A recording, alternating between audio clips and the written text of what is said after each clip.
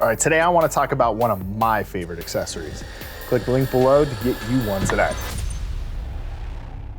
What I'm talking about is the Gemco box. And I know it may sound weird because I work in a power sports shop and I get to see all the latest and greatest of everything, but hey, I'm a simple-minded individual. So a blow molded box that fits in the bed of my machine. So I personally have a Turbo S. I have a box that looks just like this one, but they make them for all the different models.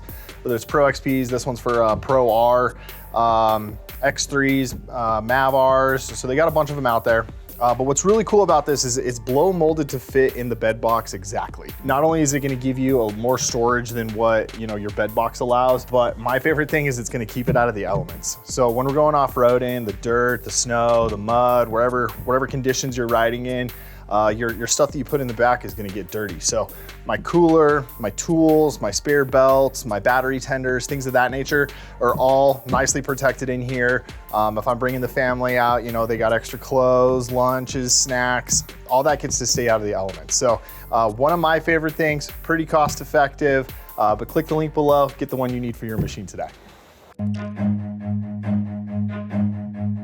Run.